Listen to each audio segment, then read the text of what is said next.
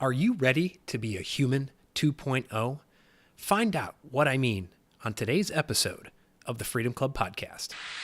Welcome to the Freedom Club Podcast, where we discover the fight for freedom, fulfillment, passion, and purpose. Your host is Curt Mercadante, Gallup certified strengths coach, and agency founder who is dedicated to coaching individuals seeking to level up their life and their businesses. The Freedom Club is about unlocking your talents, turning them into strengths, and crushing your objectives. You can learn more at curtmercadante.com. Welcome to the Freedom Club.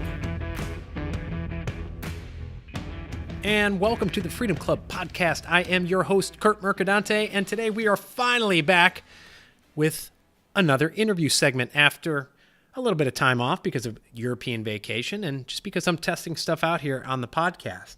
And I get a lot of great feedback about the short bursts I've been providing, but I'm so happy about today's interview. It's with someone who interviewed me not long ago on his podcast. His name's Mark Metry. He is host of the Top 100 Humans 2.0 podcast. He's also founder of VU Dream. We're going to find out about all of that and just what the hell Humans 2.0 means. Without further ado, here's my interview with Mark. All right, Mark, it is such a pleasure to have you here. I know you had me on a couple months ago and had a blast and been wanting to have you on for a while, and finally got you on here. So great to have you. Dude, thank you so much for having me on, man. And to anyone out there that's tuning in, thank you so much for listening. Yeah, definitely. And I definitely want to get to talk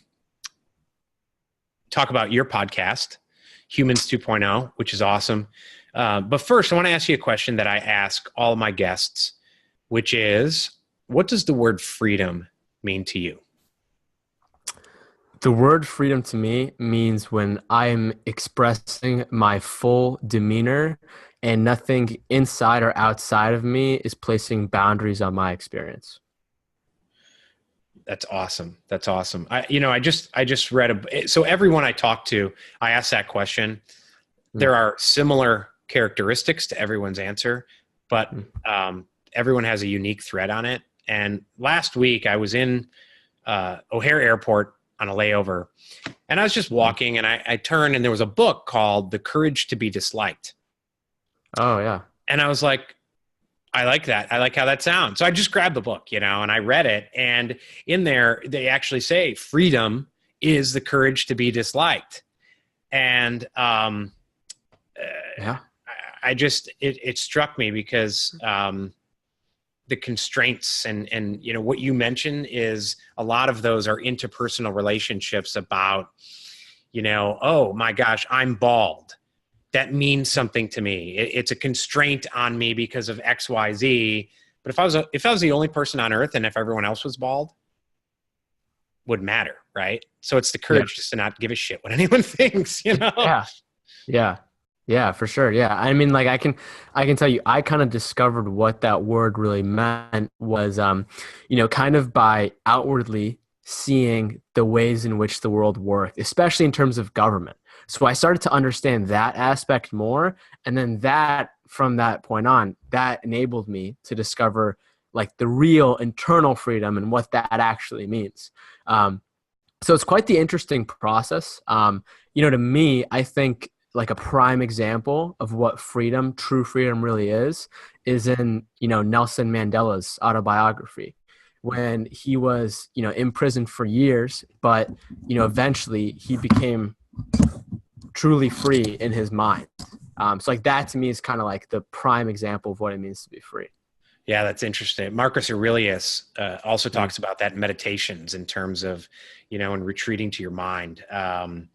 And that's absolutely it. And, I have 4 kids and they go through a lot of this in terms of it's really hard, not only when you're 12, but when you're 42 to not care what other people think.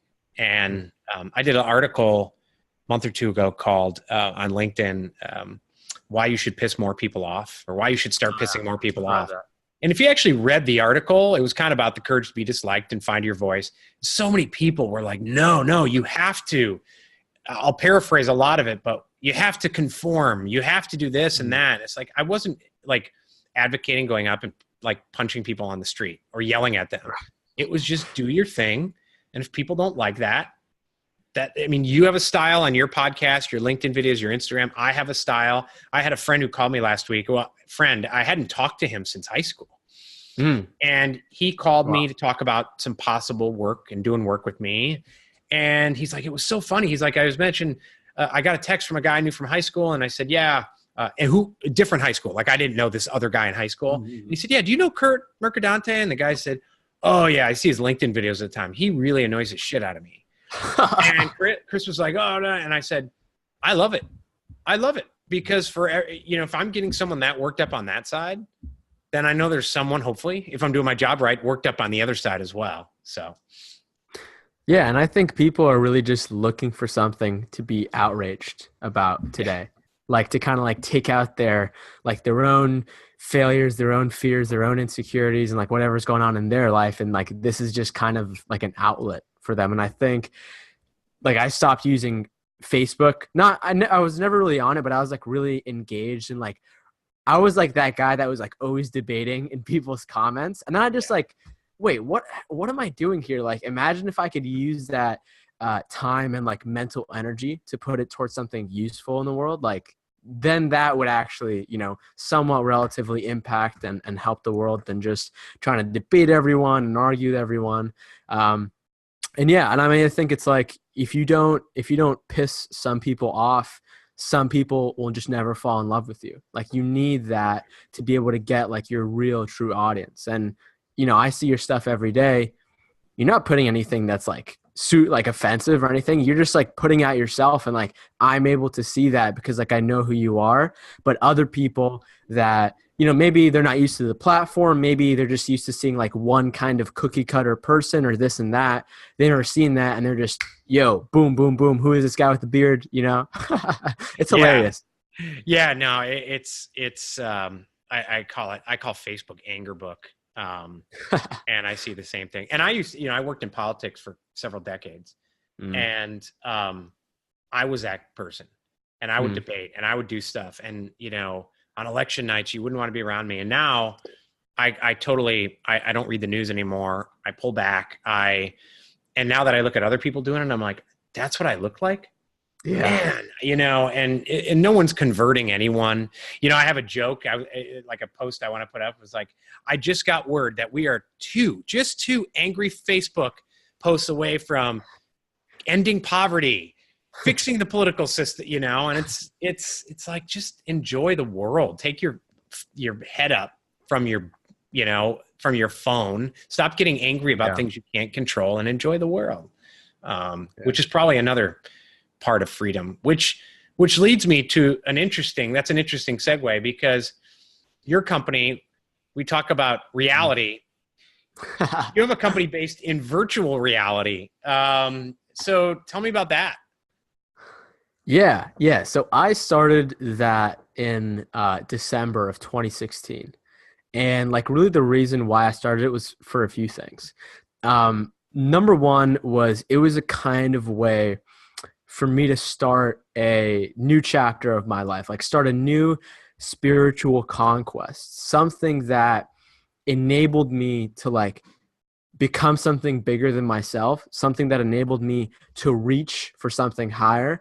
I was just coming out of this pretty dark time in my life and I needed something so, I wouldn't be focused on my excuses. So I wouldn't be focused on my limitations, right? Like I had to wake up in the morning and keep a schedule and be optimized because, I had clients to deal with. I'm trying to start a business, all these bigger things. And the reason why I chose business is when I look back at my life, like when I was 7 years old, I was always trying to like sell things and like create different pieces of art and sell those.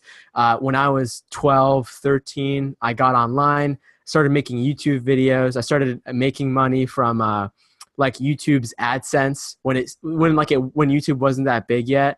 And then that led me on to just like doing a bunch of different things, like starting websites, starting like little businesses here. I had one that like really took off, but I was just looking back at my life. I'm like, okay, all right, this whole business thing, like maybe this is something that I'm pretty good at. Okay. Or like maybe this is something where I can excel in. So that's one part of it. The other part of it is I just started to do like I started to really get into exponential technologies. Because for me, like I said, I was coming out of a dark time, and that for me was a way for me to create a compelling future for myself. So I started doing research on all these different sectors, like the Internet of Things, 5G, artificial intelligence, blockchain, this, and that. And like just doing research and seeing what's going on today, I just saw that virtual reality is being used today, not 10 years from now, in like so many different ways that I had no idea. Like Walmart and Deloitte is using it for training because it decreases costs and increases efficiency. The military is using it to treat PTSD for veterans because it's a like brand new non-invasive treatment that they can utilize, and it doesn't really have any side effects. So like I just look across the spectrum like, oh wait, why have I never heard of this? Or like I had only heard of virtual reality in kind of like the video game sense. Like I saw the dude at the mall that was like trying to fight something. It's like I had always understood it from that perspective, but just digging in a little bit deeper enabled me to be like, oh crap, like why aren't people talking about this? And it's an industry that I was like, hey, if I triple down on this and I really focus in on like the next 10 years, me and my company can be a pretty big player in that industry, like in terms of influence, in terms of attention. So I basically, it's like from that point on, I basically started it in December of 2016. And it started off as something totally different, but basically what ended up happening was the following year, towards the end of the year. So it was like an entire year. And, it's not like we were swimming in money or anything, but like one thing that we did do really well was our like marketing campaign. And so basically what ended up happening is like we were one of the top websites in that entire industry, just like by tripling down on our marketing strategy. We ended up getting like millions of people to our website. And then that enabled like other CEOs and other CMOs in the virtual and augmented reality space to be like, yo, what are you guys doing? That led on to a different business model, to getting those kinds of clients. And really just, I look at it in a lot of different ways. It's it's a business, so it's a way for me to make money. It's a way for me to accelerate the whole virtual and augmented reality message. And it's a way for me to just like learn a lot of stuff by being in the trenches, which, right now being a 21-year-old, I think that's what I need. So that's kind of the business, and that's how I've been using it. You said you came out of a dark time, you did this, and then you built it from there. And I talk to a lot of people as a coach, right, who are in dark times, whatever those dark times may be. It's not a competition. Some people think it is.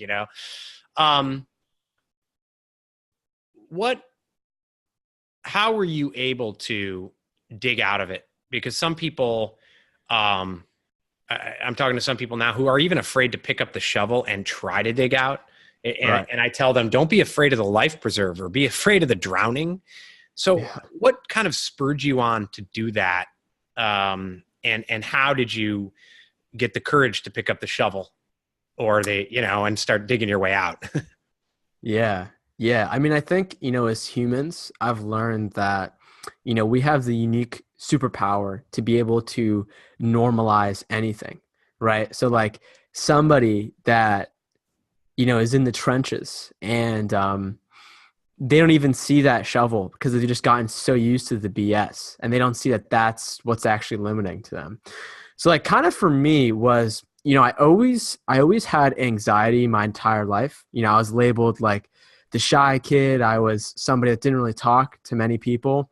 And I basically went off to college, and that started to expand my worldview.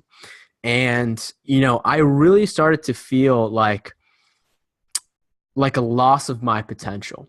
And like the reason why I'm saying that is, so like when I was 15 years old, I ended up starting this, basically the world's #1 Minecraft server, started making like hundreds of thousands of dollars from nothing. And I was like always the kid that like I'd spend my Friday night and I'd go to like Panera Bread with my best friend, and we talk about like startup ideas and like business ideas. Cause like to us, like the kind of role models were people like Mark Zuckerberg and Elon Musk and these people. So that was the kind of world that I was living in. So like I didn't necessarily have a plan on how I was going to get there, but it was always like, that's kind of my end goal. Like that's my dream. That's my potential. And I basically went off to college. And, you know, I was given like, hey, you got to take these classes, you got to do this, you got to take this math class. And like, just like seeing the other people around me and like seeing how they have been conformed by their parents and like people just talking like, oh yeah, I'm going to graduate in 4 years and get like this job at this Microsoft. I'm going to intern at this place. Like, I just don't like any of that stuff. That stuff is like the exact opposite of me. So like when I'm in class, it literally felt like I was sitting in like a radioactive tub and my life was just fading away in front of my eyes.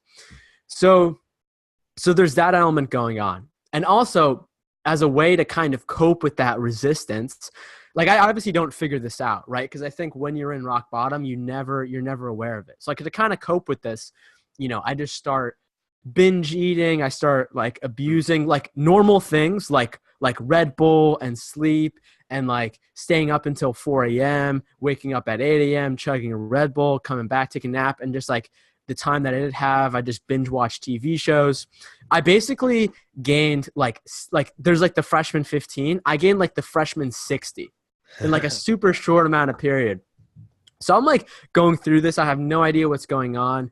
Towards the end of the semester, I'm getting like a lot of like sleepless nights. I literally can't go to sleep. Life just feels like it's like falling around all around me. And then basically the semester ends and I go back to my parents' place. And there I kind of like get some perspective. I get a break from my environment.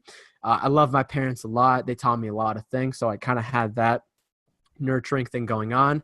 I end up going to Egypt that year, which we were talking about before.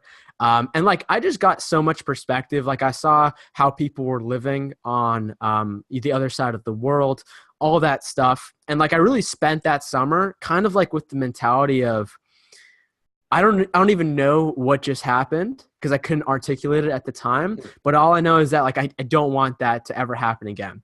So like, aside from going to Egypt, aside from like doing good things, I just like start learning about everything.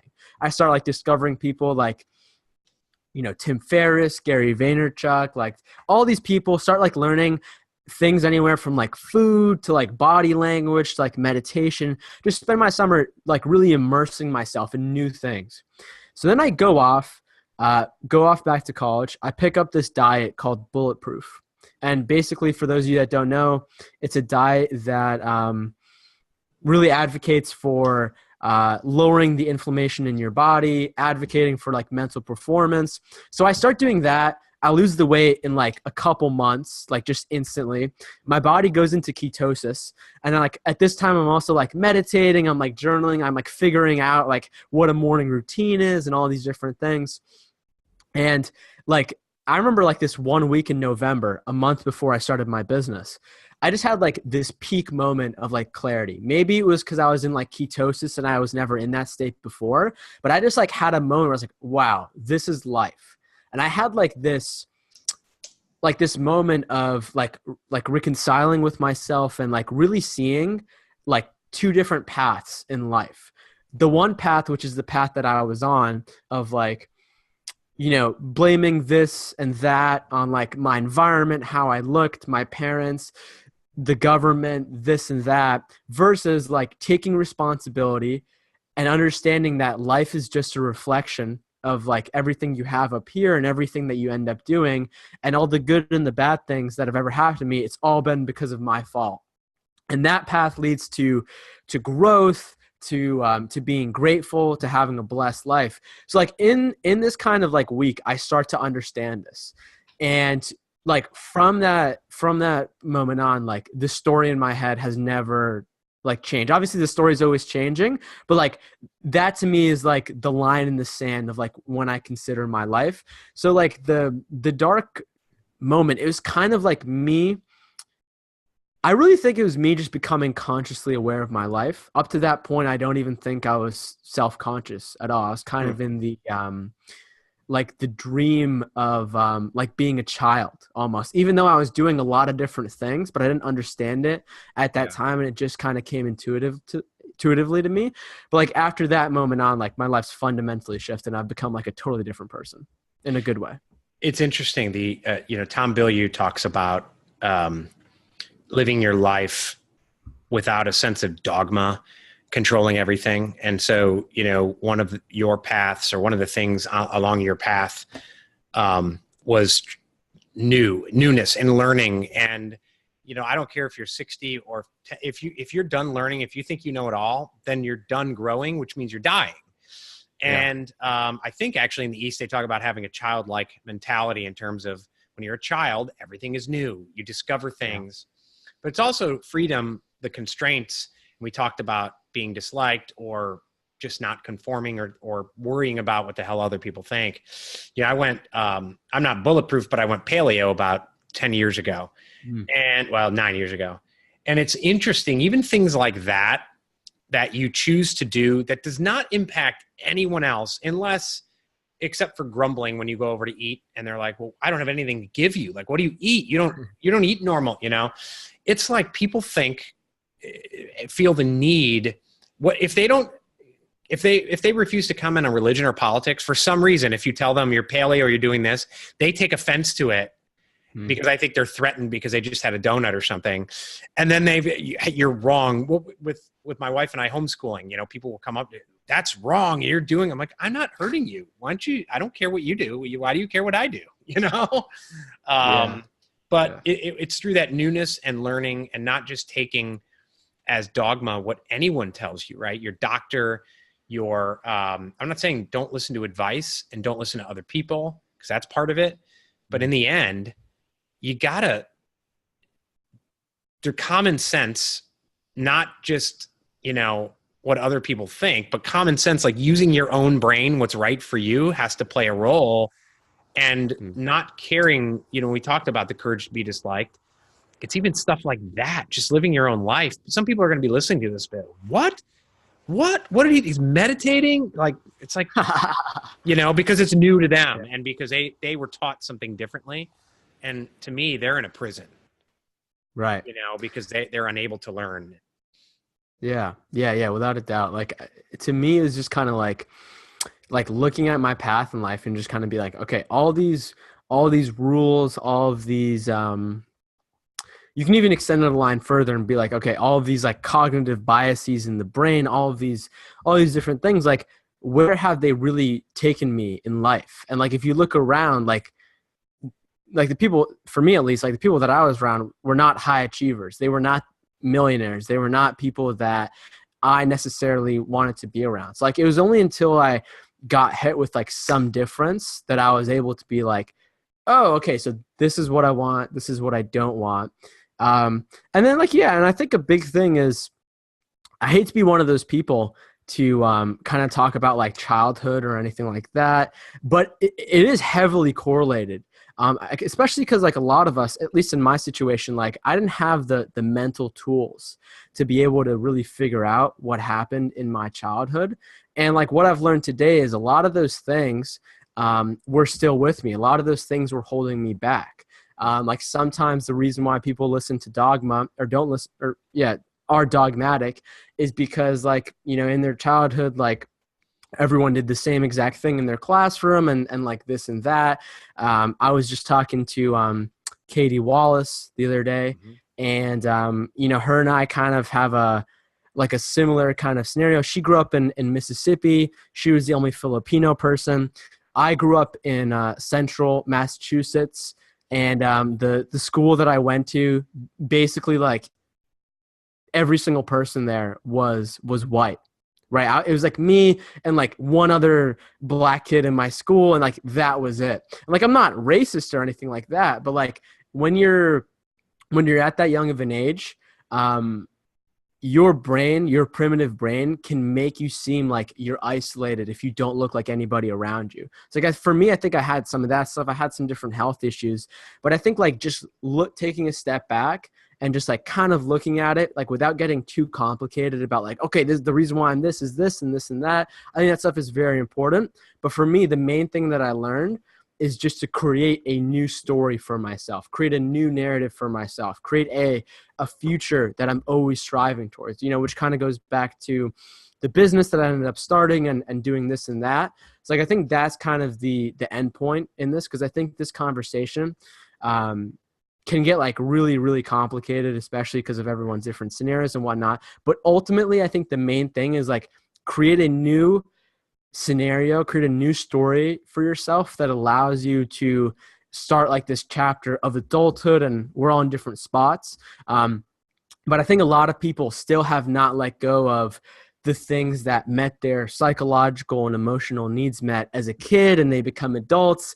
And then all that really happens is their excuses just get better and better and better. And then they start complaining about other people and saying, oh my God, how dare you meditate or do this and that, as kind of a way for them to escape ownership and just to put their attention on something else. It's like, I think that's what it's about. No, I agree. And I had a LinkedIn post, and you commented on it the other day about our permission-based society and the mindset. And when you talk about, as kids, we're not given the tools to try and investigate that and write our own story or rewrite our own story, right?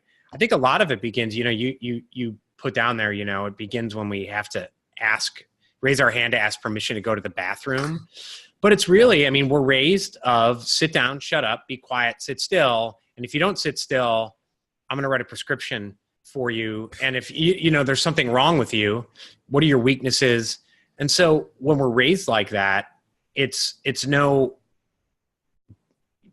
wondering, why people get to, whether it's 21 or 18 or 45. I work with a lot of people who are 45, 50, and they don't have the tools because they've been waiting their entire life to ask permission. Not even just to like actually act, but I've had a couple people recently who feel they need to ask permission even to think about, like I asked them the simple question, if you had a magic wand, what would your lifestyle look like tomorrow? Like they feel like they can't even voice it out loud because I don't know, the Wizard of Oz, somebody will be, you weren't supposed to say that. That doesn't fit the mold of the way I told you to live your life. So yeah, so I've thought a lot about that. And I remember back to having my shift. Like, I remember hearing these questions like, what do you want your life to be like? Like all these introspective questions that really ask you about yourself. I think it comes down, for me, it was two things. I didn't really have the integrity with myself. I didn't necessarily trust myself.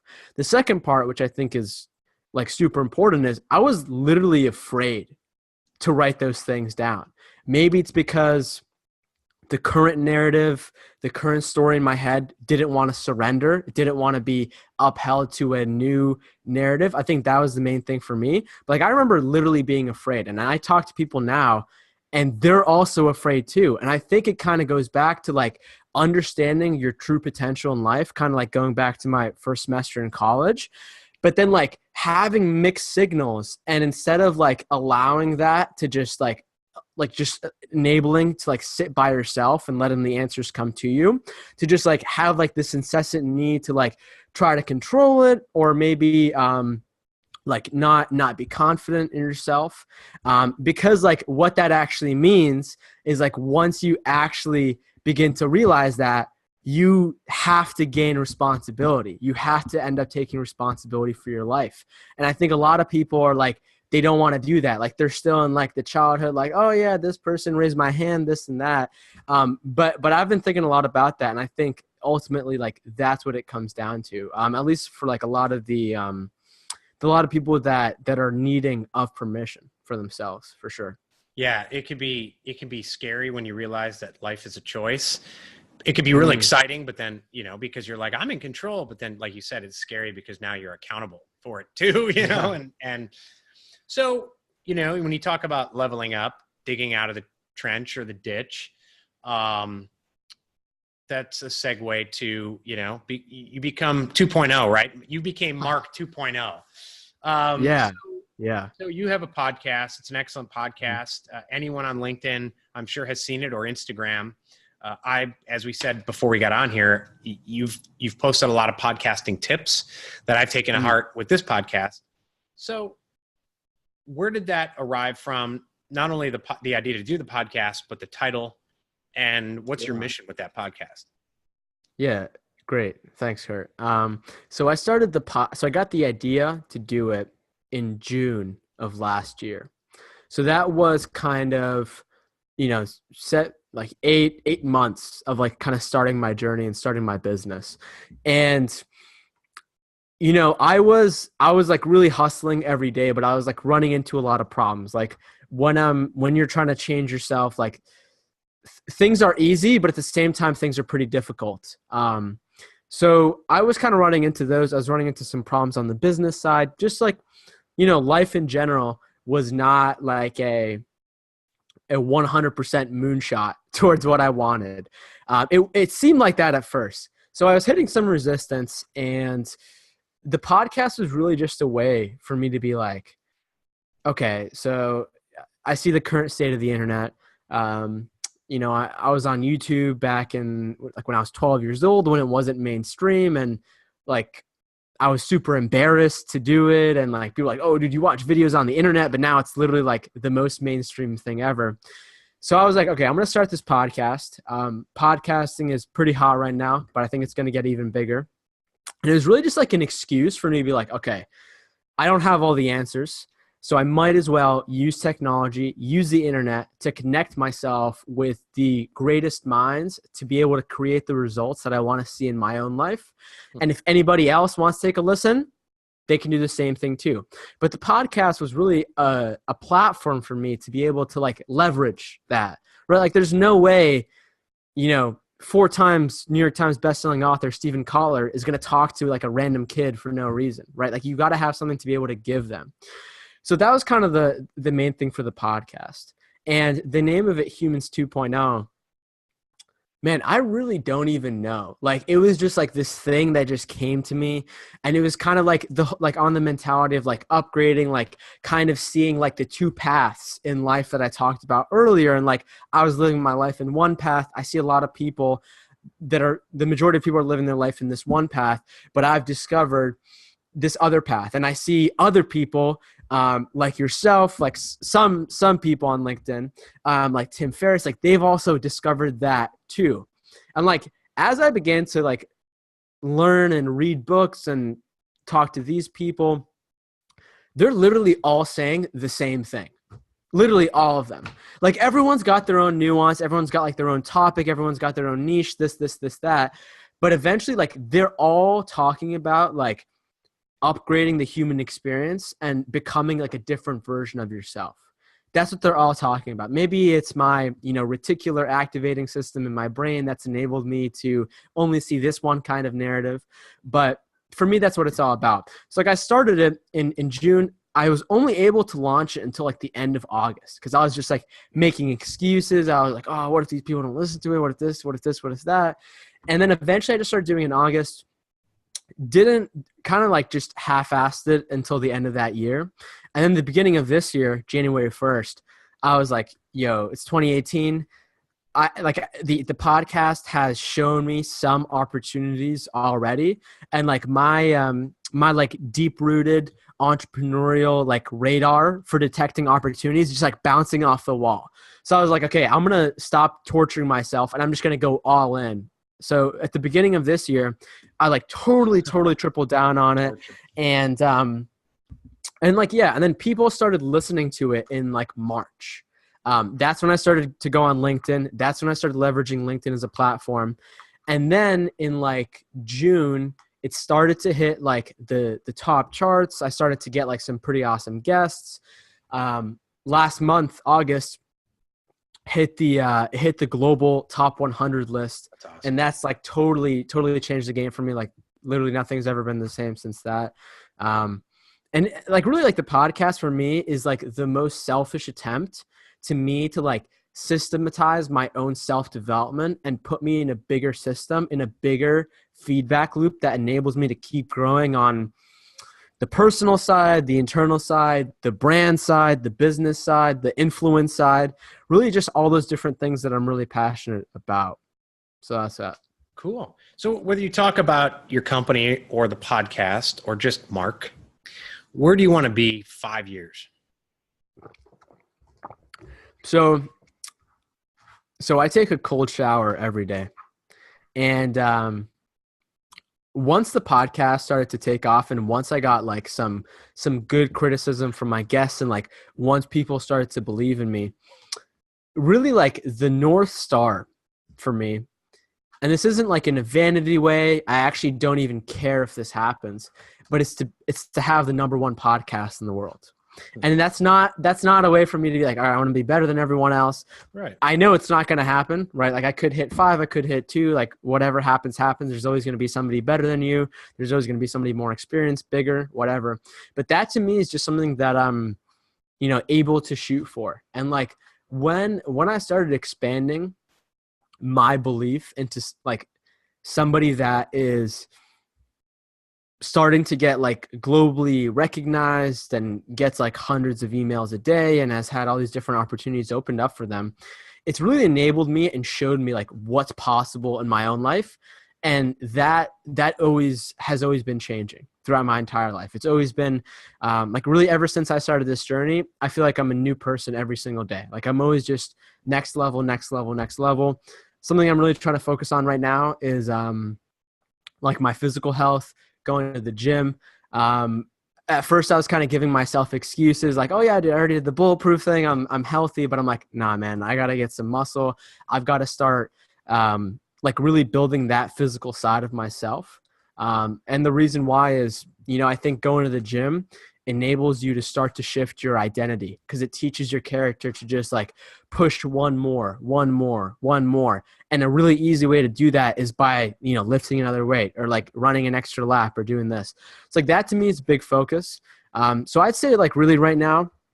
And then I've also had like all sorts of different, just like over the last 4 months, a bunch of different consulting opportunities pop up for me from different businesses and individuals about kind of the podcasting space. Last week, I gave my very first talk ever at LinkedIn Local Boston. I have 2 next month. Really, I'd say that's my North Star. There's some other things like on the like the family and spiritual side. But I think those are the main things that I'm trying to strive for right now. Awesome. So anyone listening, they want to check out your podcast. They want to check out your videos. They want to learn more about your company. They want to learn more about you. Tell them where to go. Yeah, so I'm really accessible. Just add me on LinkedIn, add me on Instagram. You can shoot me an email. My name is Mark Metry, MarkMetry. And I'd love to hear back from you. And if you're listening to this right now, by the way, you're listening to Curt's podcast, go on iTunes right now and make sure you leave him a 5-star review. This guy works really hard, and it would mean the world to me, and I'm sure he'd appreciate it too. Thank you. I appreciate that. And likewise for Mark's. And I assume your iTunes, are you Spotify, Google Play, all that? Everything. Yeah. Humans 2.0 podcast. Well, Mark, thank you so much. We'll put links to all those in the notes. And I really appreciate you being here. Dude, it's such a pleasure, man. Thank you. Thanks.